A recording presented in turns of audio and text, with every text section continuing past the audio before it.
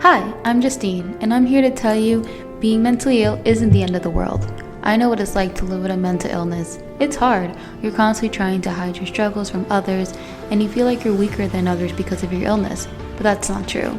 So many badasses struggle with mental illnesses, but they don't talk about them because they're afraid of being judged or thought of as weak minded. Well, guess what? They're not. We can change that by talking openly about our struggles and sharing our stories with each other in a positive light. This is why I created Mentally a Badass, so we can come together as badasses who are also mentally ill or who's had it rough in life and share our stories with one another in a safe place that celebrates our strengths rather than shames our weaknesses. I hope this podcast helps you feel less alone in this crazy life of ours, and I hope it makes your life just a little bit better.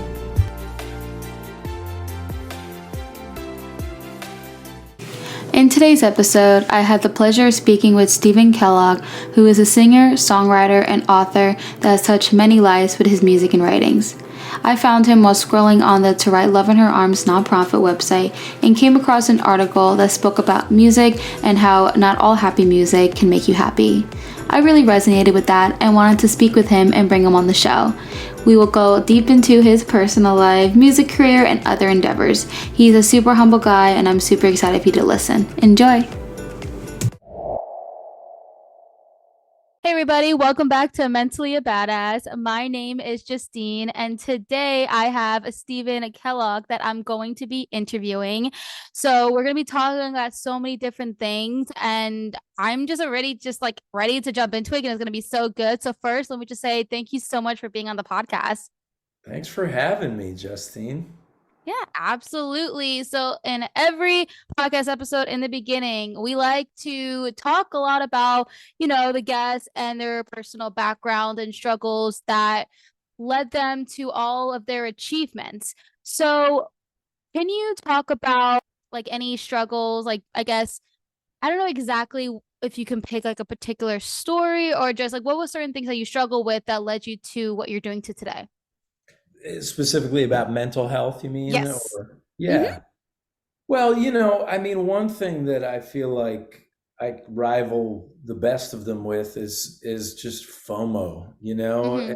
and there's so many situations, and I feel like as a grown adult with four kids, it shouldn't be so ongoing as it is, but it's so easy to feel like you're outside of the circle or that you're not enough, Mm-hmm. Right. and obviously that's not what I want for the people I love or my kids or anything, but I've been struck, over in recent years with just how much, even as an adult who is pretty good shape with mental health at the moment and feeling good, and just you can be going along and sort of feel like, man, I'm not enough. I Mm-hmm. haven't achieved enough things, and I'm not, and other people are happier than I am, and that can feel really like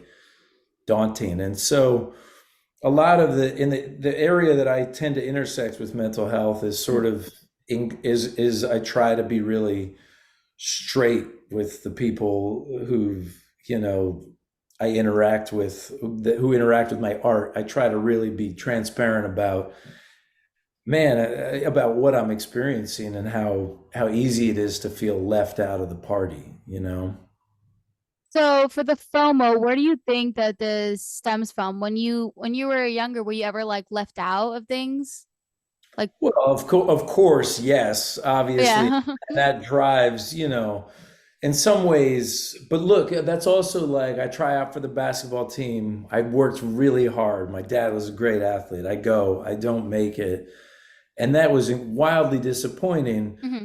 At the same time, that led me to be in my first play, which led me to meet the people I formed a band with. Like, some of what we're up against in life, and I think this is an important thing to mention, like some of the anxieties, some of the disappointments are a part of life. And when you're sort of interacting with them in a healthy, um, you know, appropriate way, they can drive you and they can be a positive thing. Sometimes Mhm.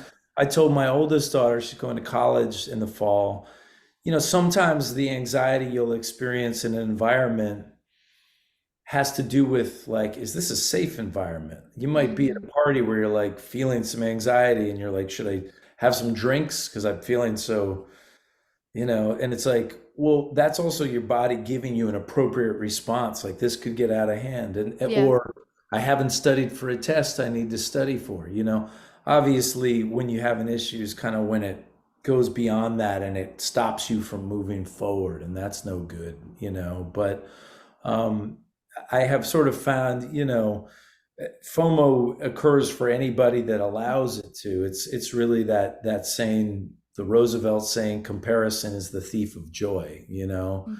When you're comparing yourself to others, it's really hard to feel adequate because you're not seeing the full three-dimensional version of other people. You're just seeing this post or this Mhm. kind of perception that you have. And I don't know. That's always hard for me. No matter how good a headspace I'm in, I can jump on Instagram and get blue pretty quickly. Uh, yeah, the reason I asked that question is because I've met some people that do have like a lot of FOMO. Like I have this roommate in college that had to go like to all the parties, for example. And for me, I've actually am surprised. I never really like struggled with FOMO. I mean, maybe like a little bit. I'm sure I'll go on like social media for like a little bit and be like, oh yeah, I wish I was in Bali or something like that. But it wouldn't be like a consistent thing. So I was just very intrigued by that because I'm noticing that some people really do struggle with that and then some just never really. So I always just like for me with the way my mind thinks is that like I'm really of course obviously into psychology. I actually have a background in it. So I always like to really dig to see like where something is like certain stemming from. So I Sure. kind of so in a way I kind of like do this thing where I like analyze my guess. I don't like mean to, but I do it. And I just think it's just kind of like the person that I am. But what you were saying about like if you say you go into a room and you feel anxious and you think, oh, should I just get a drink? What are your thoughts on like energy? Like your body feeling like, maybe I shouldn't be here. Or maybe like it's telling me that I should get out. Maybe something bad's gonna happen. Like, what are your thoughts on that? Well, it's interesting because like what you were just saying about how you don't sort of experience FOMO in the same way that I do, and I Mhm. think that's spot on. Like we all have our stuff wherever that comes from, psychologically or otherwise. Now, energetically speaking, one of the benefits of being a songwriter and an empath and all these things is you're wide open. Sometimes I Mhm. feel like a turtle without a shell. I'm just like out in the world, taking everything in. I'm Yeah. taking the joy in, I'm taking the pain in, I'm taking it all in. The good thing about that is uh, more or less, I'm not saying all the time, but most of the time, I'm able to feel the room, read the room, and see and have a sense, a really keyed into what someone's vibe is or what's going on or what someone might need or who's hurting and Mhm. kind of quietly suffering. I'm very, very attuned to that. Um, the flip side of that is that can lead to just hypersensitivity. You can just feel like, you can the little things can hurt a lot. Some people who have thicker skins, the benefit is you're able to maybe be hurt less easily and less deeply, but also sometimes you don't have that sense of what's going on and you're not the ideal thing, and neither is good or bad. I don't think it's just the way it is. So when you ask about energy, I'd say my energy is quite tuned into what's going on, but I certainly have lots of friends and associates where that's not the case. Yeah. I love the way you explained it. A turtle without a shell. I think that was just like Yeah. that made a lot of sense. And I'm literally the exact same way. When it comes to it helps with like my like I'm not a songwriter. I would love to be a songwriter, but I do a lot of like video content stuff. That's kind of like where I put my creativity. And it's also just like a beautiful thing to be empathetic because then you can really be there, for other humans and really feel what they're feeling and be so helpful, Sure. to others. And I didn't like know, like I always was like this, like growing up, like people always come to me when it comes to like helping them with their challenges. And in reality, I think it's because I was empathetic. And same to you. Has this ever happened to you where for someone who's empathetic, as you're saying, like, hypersensitive, did you ever get told like, oh, you're being too sensitive and kind of like, at least that has happened to people that I know and to me, where they're like, oh, she's too sensitive and this and that. Like Sure. they'll say those words. Has it like ever happened to you? Oh yeah. Yeah. Yeah, for sure. I mean, and actually, I just finished a book called The Highly Sensitive Person, HSPs. And it was like, this book is to help you understand your wiring. And if you're, and anybody who lives with you or cares, that you interact with may want to read it as a way to better understand. And it was wonderful to feel so seen and heard and, in reading this book. And one of the things that it encourages you to do is, that's usually said from a place of ignorance about sort of what's actually going on. I mean, being sensitive isn't a bad thing at all. It's a good thing in a lot of Mhm. ways. Uh, but if you don't understand it, you can feel really guilty about it. Like, why am I so wide open all the time? Yeah. And And if it's, if you understand it too, you can recognize it when it's happening. Okay, I'm feeling, that's one of the things I sort of watch. Am I ramping up the drama of a situation because of my sensitivity? And sometimes if I'm really being self-aware, the answer is yes. I am. I'm taking something small, making it mean more. And I don't get mad at myself about that. I try not to. Instead I just go, okay, that's what's going on. That's the right. whole point of so much of the mental health work that people do, is just let's figure out what's going on so you can not be like controlled by it. Yeah, I think a great idea would be like if you feel, because there's a lot of times where I get worked up really easily. And I always like think in my head, I'm like, okay, am I overreacting? Or so, what I do is like you ask like a safe person, like someone who's like really close to you that won't in any way judge, and just say like, hey, look at it your point of view. Is it just me just or like taking it to another level?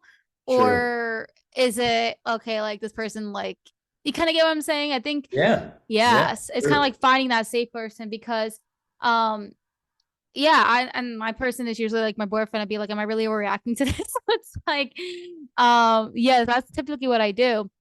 Okay. Sure. That's good.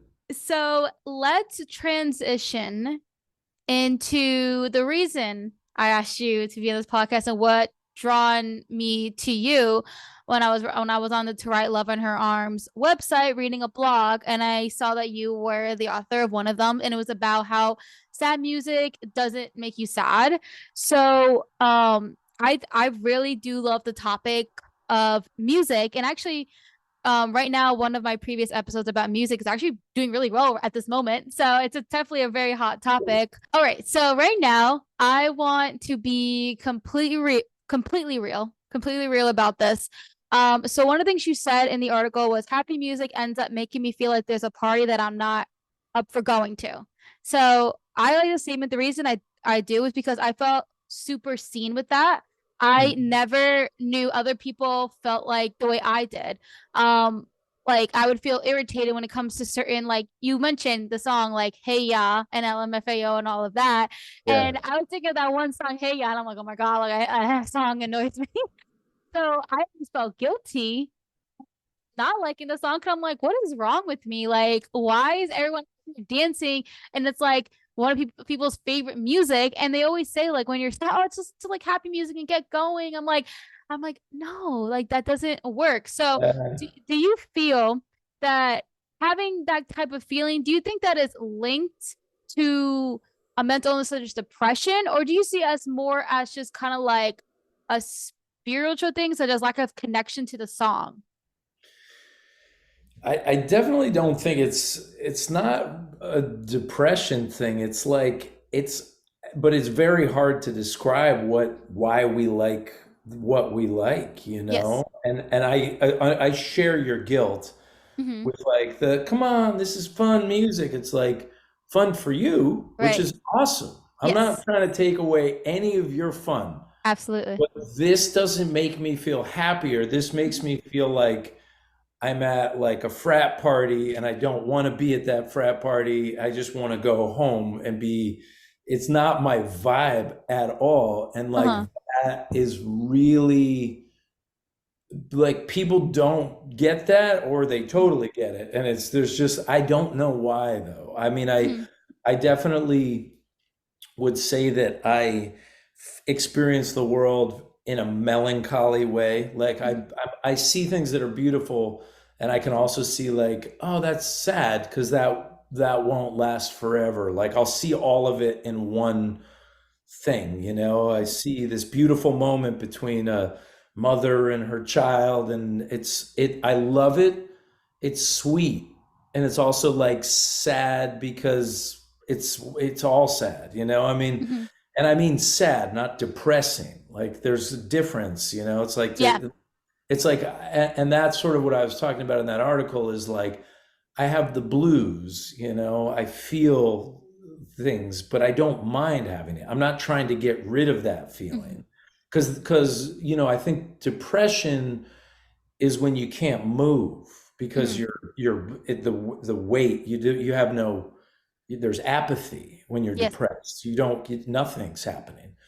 Versus being sad, sometimes being sad is a super appropriate response to things, you know, and being and sort of being like that sad sweetness of melancholy is kind of like I tend to love music because it really makes me feel like my heart's open, you know. But I can't say, I would never argue that other people should feel that way. I just know that that's how I experience the world.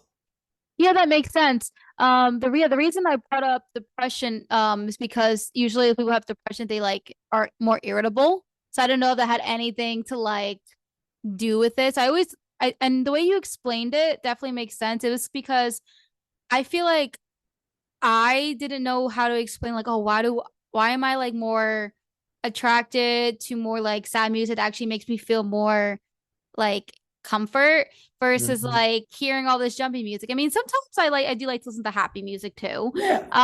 But not like the over the top. And do you ever feel like if you're going through something and I mean you and I may differ in this, but I could be wrong because I'm just like really getting to know you right now. When you're really like sad and down and such, I believe that you are really into like being hugged and everything like that. Yeah. Am I right? And then for Yeah. me, it's like I'm like the total opposite. I don't know what it Yeah, is. that's, I mean, that's also like the wiring though. That's just like, you know, some of us love physical touch and some of us, that's not our thing. I have four children and two of them are not wild. They're not looking for a hug. Like that's not Mm. comfortable. They're kind of like, okay, are you done hugging me now? And which is more like my wife is like that. And I'm me and the other two, we're like I'm like a dog. Like if like you scratch the back of my neck, and I'm like, "Rah," yeah, I like it. I love it. It feels so. That's huge. My So boyfriend's like that too, yeah, actually. yeah. So I who knows? I mean, I'm sure there is something in our genetics or our psychology that reason for that, but I don't know what that is. Yeah. So it's Do kind you of have like a belief and such when it comes to like zodiac signs and all that? I I tend to notice certain patterns in certain zodiac signs. Yeah, I got a few that I'm like that I watch out for because they can be intense, you know. And What yeah, but what's yeah, yours? mine is I'm a Sagittarian. Okay. I was gonna say, 'cause if you were a Capricorn, because like my mom and my boyfriend are the exact same and they are the same way when it comes to hugging. So I would have been like, if you're a Yeah, Capricorn, then I'm like, Capricorns. okay, maybe she's a Capricorn thing. We've got what's your sign? I'm a Leo. We're nice. Got a lot of friends who are Leos. Yeah. I like being a Leo. It's interesting. It's like I'm very because like with my sign, I'm supposed to be kind of like fire, like kind of like over. the top. And then also I have a diagnosis of bipolar. So like sometimes if I'm like hypomanic, it's like I'm like all over So the you place. feel your Leo-ness. Mhm. Yeah. Yeah. Yeah, It's a good thing and a bad thing at sometimes, depending on the situation, of course. sure. Like it's Yeah, good for this. It's good for, I talk a lot. So I was like, why not make a podcast, right? yeah, yeah. It's awesome. It's good for you. Yeah. To Great. use my bubbliness and talkiveness for good. Yeah, Yeah. 100%. Hey, listener, if you have come this far into the podcast episode, I hope that you are enjoying it. And also, I would love if you guys are listening on Apple Podcasts, if you can leave a review. It helps so much in the algorithm to get our podcast pushed to new listeners. And if you're on Spotify, if you can follow us on there, that would be truly amazing. And the more you guys share, the more that we grow in this podcast. And the more we grow, the more episodes we can put out for you guys. So, yes, thank you so much for listening. And now back to the episode. All right. So let's talk about your song How to Say Goodbye. You Hmm. mentioned that it's about seeing our lives in a bird's eye view. What inspired you to write this? And I know you have other writers, I believe so, right? Yeah. Well, I wrote it with one of my daughters, Yeah, Sophia I saw Kellogg. that video. She is a fantastic dancer. Oh, thank you. Thank you Yeah. so much. Yeah. So, but one of my favorite movies is the movie It's a Wonderful Life. It's a really old movie. Yeah, I know it. But I kind of saw it when I was little, forgot about it, and then saw it again a few years ago. And same as like the sad music, like it just made my heart feel so open. Like I Hmm. just felt like it made me want to be nicer to other people. It made me want to be kinder to myself. It's just like, and so in that reflective moment, I found myself thinking a lot about what if I could step outside and look at the life that I'm living and all this love that's around me, having children and a woman that I, married to and love and friends and a job I like. I mean, there's so much good stuff. But a lot of times you get so hyper focused on the day to day stress. I mean, it's just so overwhelming, so freaking stressful to just like exist and be a human, even when you have. And I just thought, like, wow, it would be cool to make this music video a little bit of like stepping.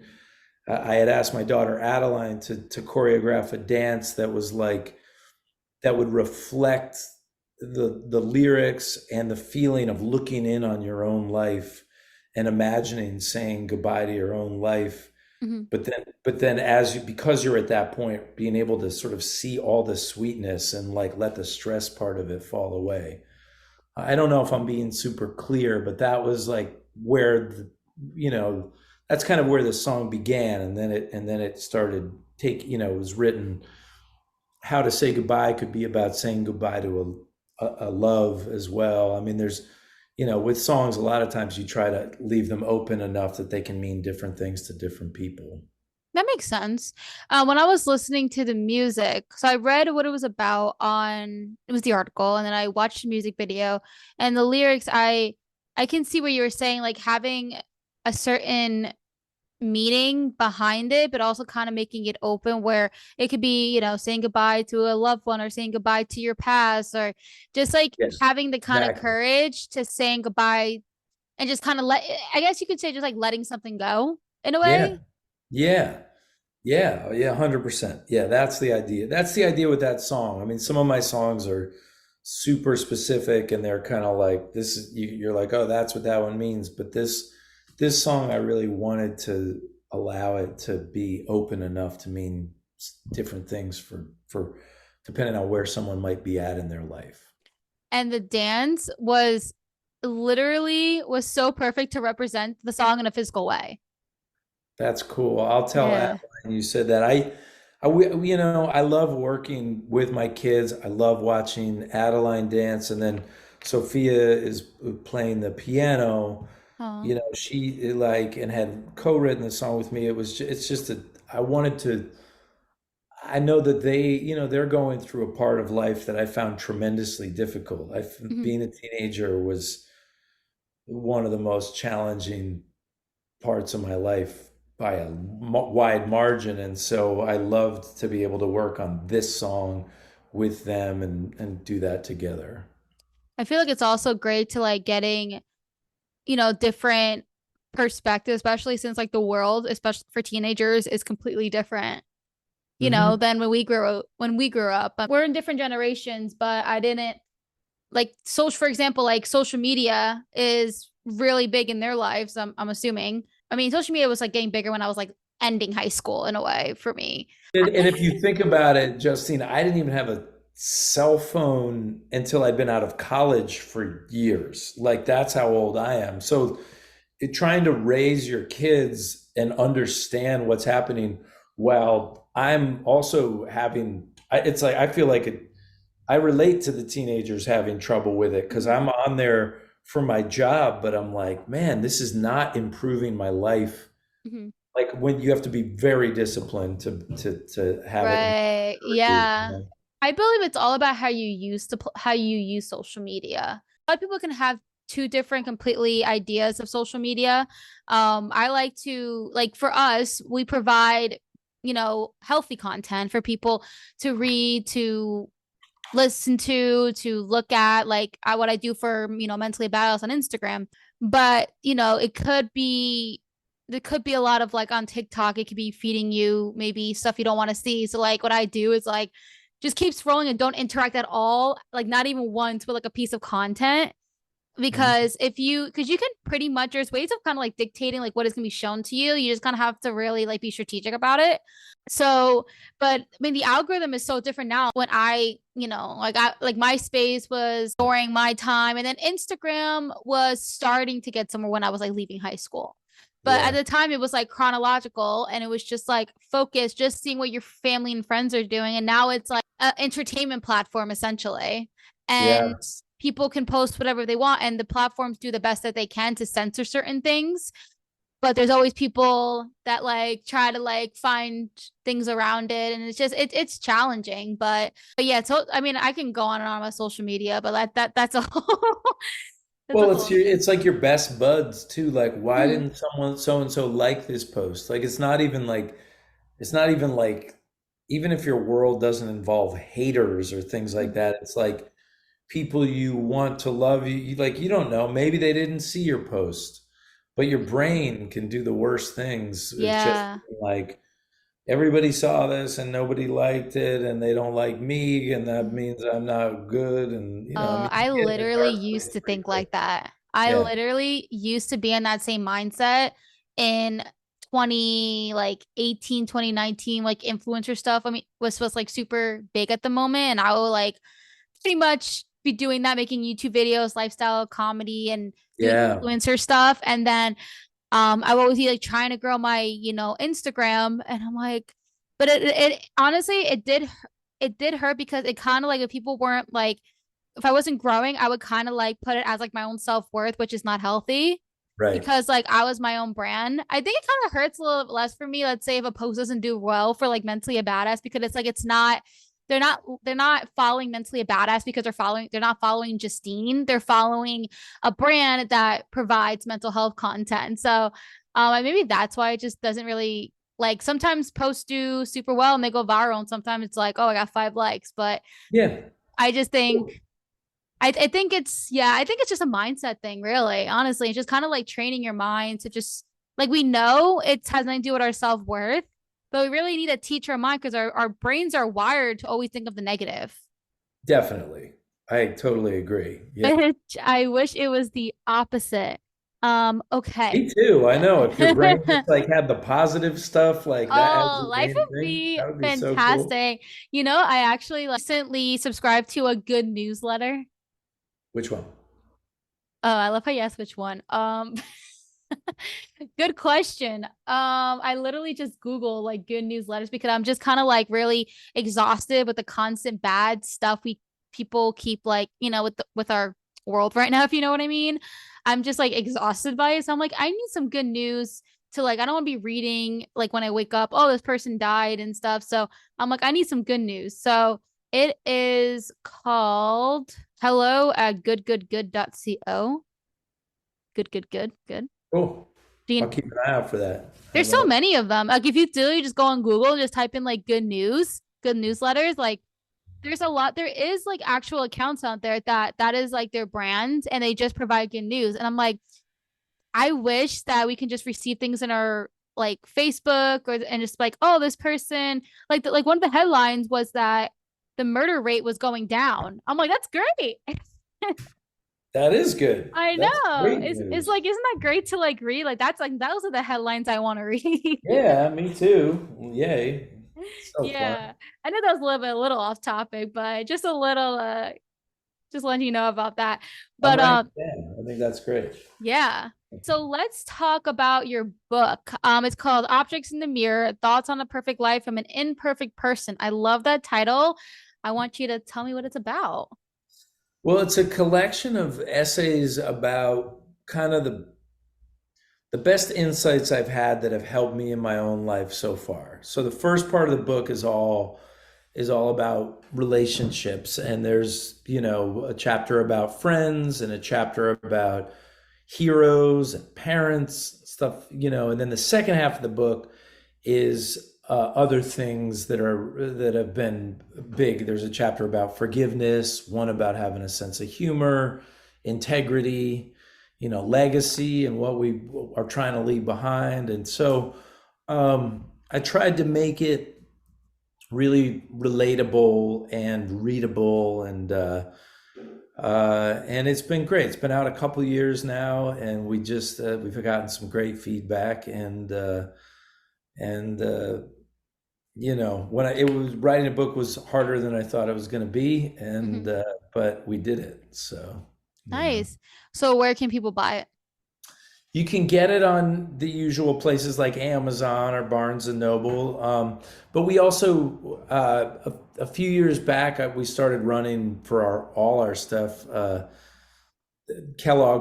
kelloggfamilystore.com. So Mhm. we run our own. We just kind of thought this would be cool. We're raising our kids. Like, what if we have this as like a small family business? So they Mhm. help every week kind of do the orders, and we send the books out. And when we send it from ours, we try to autograph them and just try to do cool stuff that you Yeah. wouldn't get in a less personal feeling thing, and occasionally my youngest will pack something and they'll be like, the packages are not always the prettiest thing in the world, but that's kind of our brand. I'm like, oh yeah. So anyway, it's cool. I like that. Like your brand is like it's imperfect as you were just saying. So if the packaging's not perfect, like hey, it's part of the brand. It It's a good is part of angle. the What a good marketing angle brand. right there. Totally, it gets us off the hook for some of like having to, we're just. But that's the reality too. Is like I wanted to be a rock star when I grew up. Like that was what I wanted to do, and some of the things I've gotten to do in my life, I guess, I never flipped a switch and thought I'm a rock star now. But like I've done some pretty cool things in my day. I also it's been way harder than I ever would have thought. And I've had a lot of humbling experiences and continue to, and they never go away, where Mhm. you're just doing things. So it's like both things can exist. And that sort of blew my mind. I didn't know that was, I thought you either were or you weren't. And when we realized, I'm just a songwriter and I do some neat things and some things that feel less neat. And wouldn't it be fun if we just had our own little store and I'll fill the packages with everybody and we can, I didn't even know a job like that could have existed when I was younger. I didn't, nobody talked about sort of the middle at all, and so therefore you don't think about it. And I think that's another thing that I try to represent for people is like, yeah, you can, it's not just starving artist Mhm. and Ed Sheeran. There's like a ton of stuff in between, and that's cool. It's good to know about that.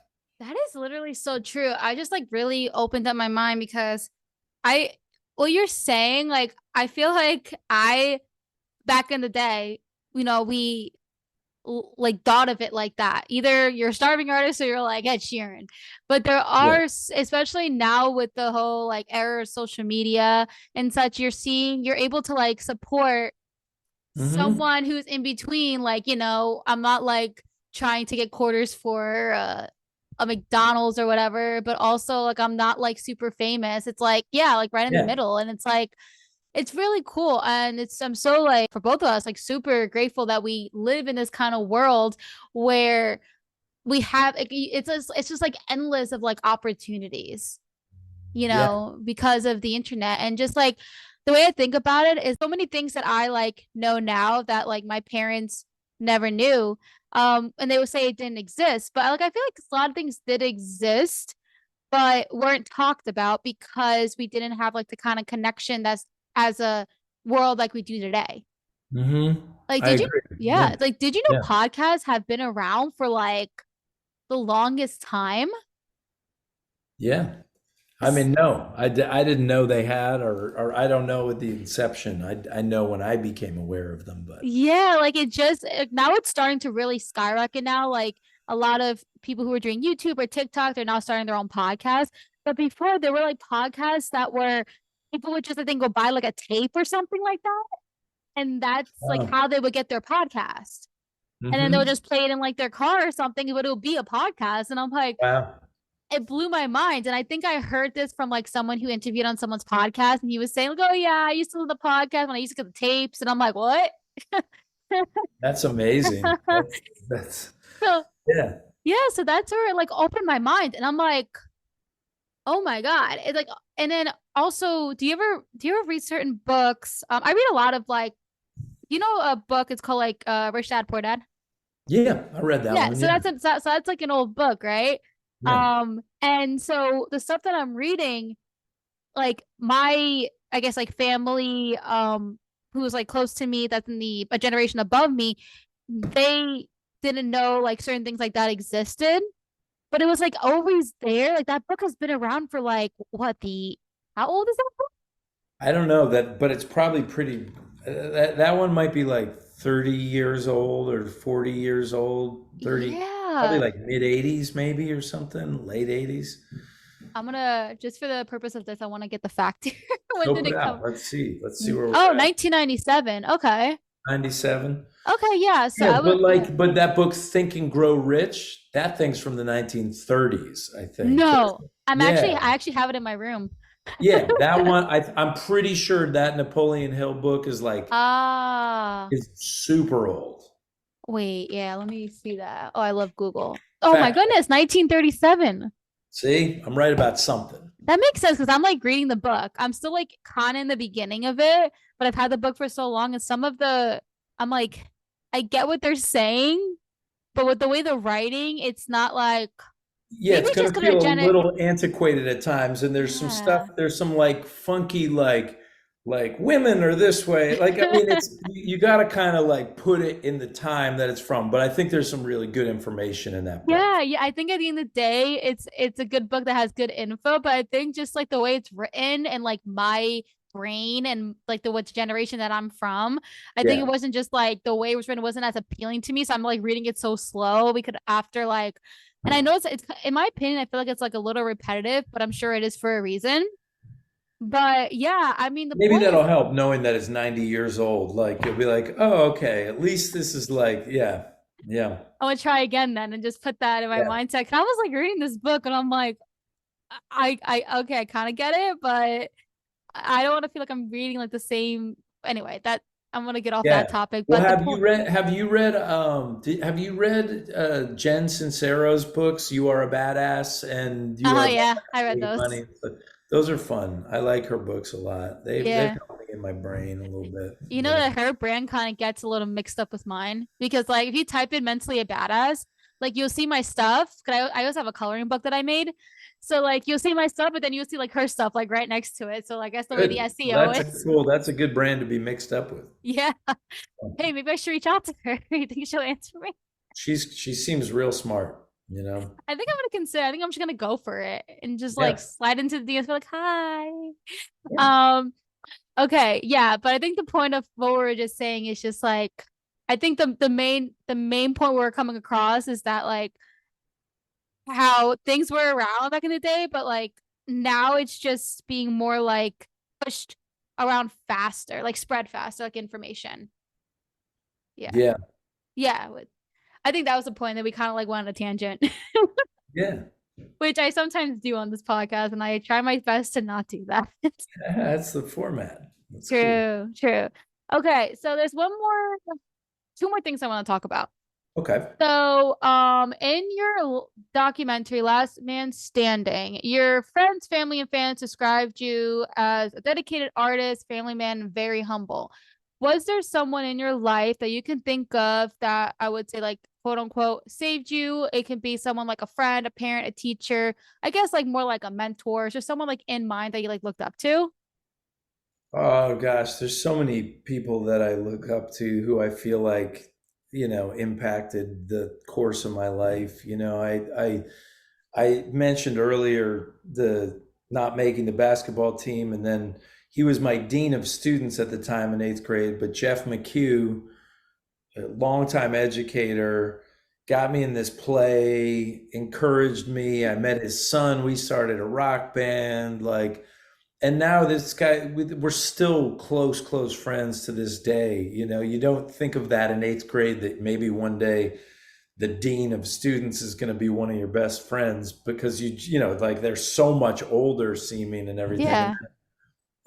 So there's him, and then there's my grandfather, who was he had landed D-Day +2 and fought in World War II, and he was just had so much integrity and would always knew how to make suggestions without making you feel stupid, Mm-hmm. without making you feel bad. He knew people, and so he's a big influence.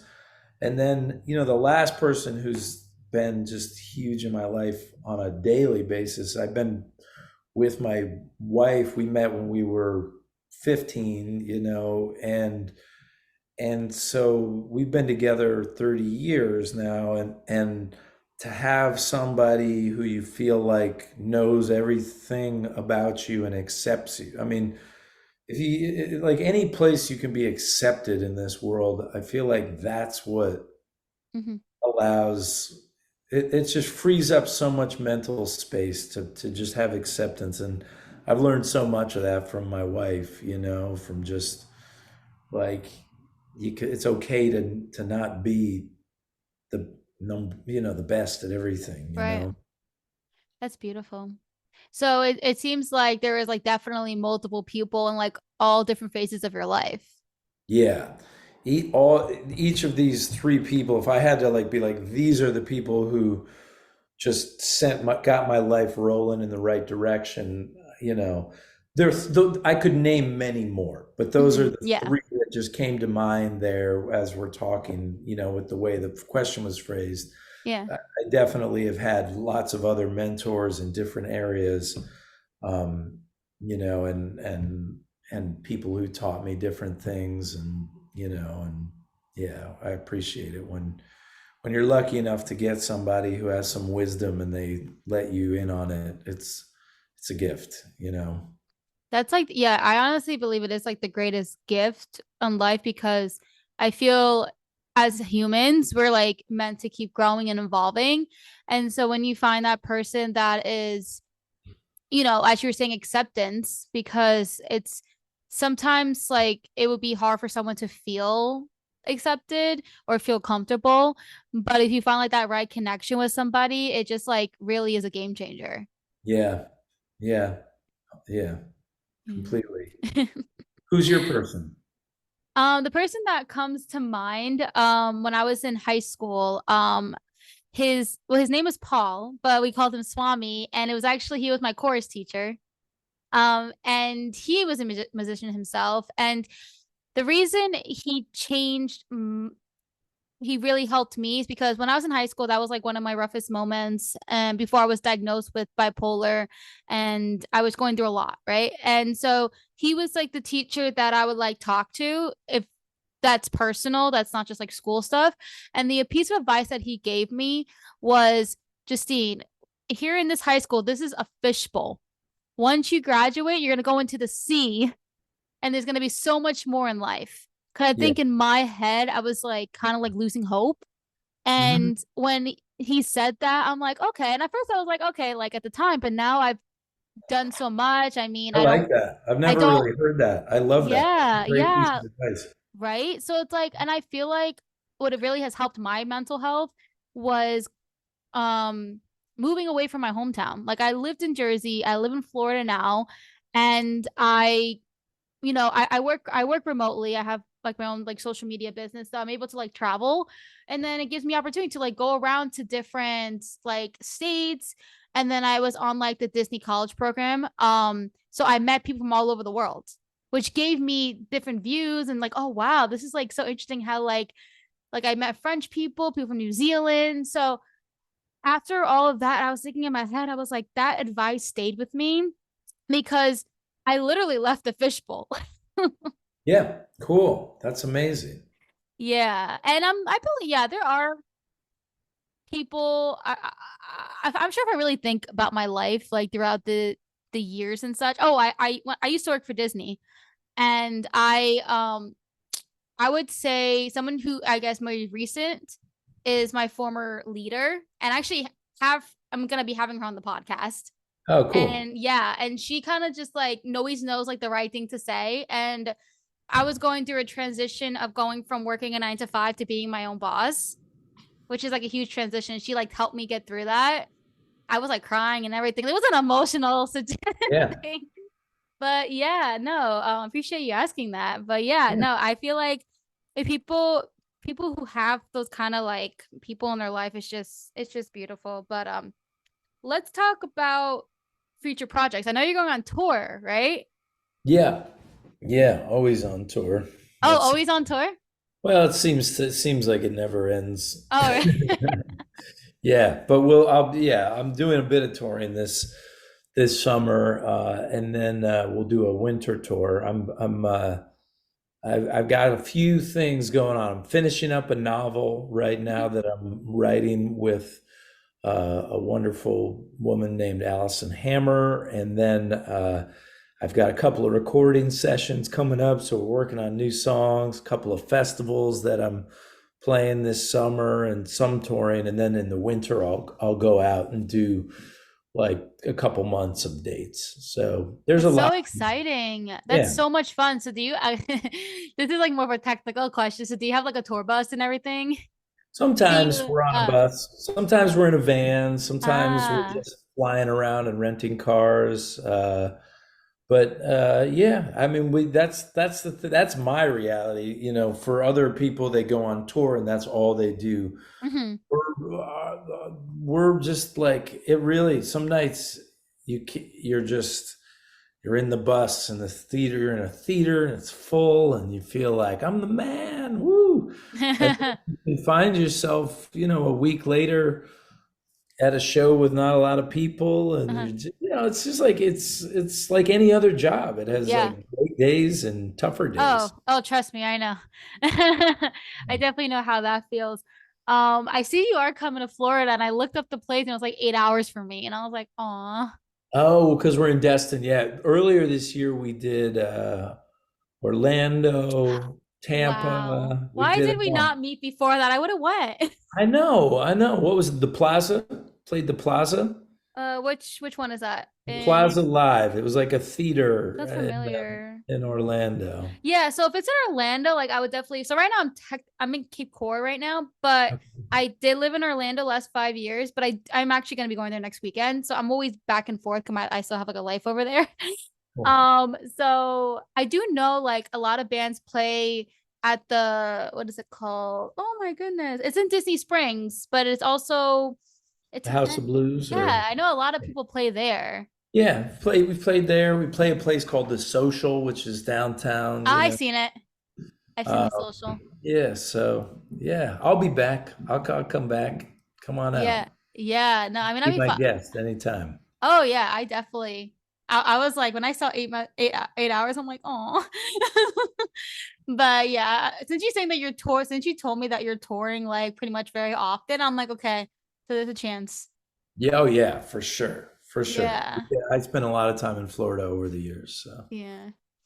Okay, so before we end, though, what I always ask my guests is like a last piece of like wisdom that you would want to provide. So I believe, we talked a lot about empathy, music, being there for each other and such. I know this is kind of like a very loaded question and kind of broad, but if you can think of like a piece of advice, like of wisdom that you would like to give my audience, like what would it be? well, did you ever see that movie P.S. I Love You? Have you seen that with I Hilary Swank? know of And it, but I don't know if I saw it. it's a like a crier. So if you're not like a cry Oh, movie I love those person, kind of oh god, movies. So maybe I did. it's I a don't know. very cathartic movie. Okay. But the point in that movie is the ability to see yourself through the eyes of someone that loves you, you Mm-hmm. know? And a lot of times I think we can't see ourselves. We think, okay, nobody loves me. I'm too awful. Like I have too much shame, whatever it is. When we're, especially if you're in a bad headspace, right? But, but hopefully you have somebody around you that you care for, and and that you can look at and go, this person, like I love this person. So a lot of times in the harder moments, I try to imagine the way that I feel about the people I love the most. Mm-hmm. And then I allow myself to understand that there are people that feel that way about me, Mm-hmm. you know? And so by sort of turning that light back on yourself, I think that that's like an essential tool to feeling okay in the world. Yeah. Understanding that you're enough and you're loved even just the way you are. You don't have to do something to earn that love. Sometimes, you know, things may get complicated with one person or another, but like you're loved, and that's a lot. So, yeah. I think that was such beautiful advice and really like on point of everything we're talking about. And I think the biggest thing that I would want my audience to, work on and challenge themselves is trying to see, their life through someone else's eyes. And I think that's where a lot of people have a hard time doing, which is normal for everyone because it's really hard to see yourself outside of your own brain. But it's kind of like practicing that. And then it does give you, a lot of that peace and comfort. Mm-hmm. Mm-hmm. Yeah. Yeah. Awesome. Yeah. Yeah. That's great. Well, it's so good talking to you, Justine. Thanks for having me on your podcast. Yeah, I was just gonna say thank you so much for taking your time. You beat me to it, Stephen. Hey, I'm happy to be here. And All right, well, I want to say thank you to everyone listening and stay tuned for next week's episode.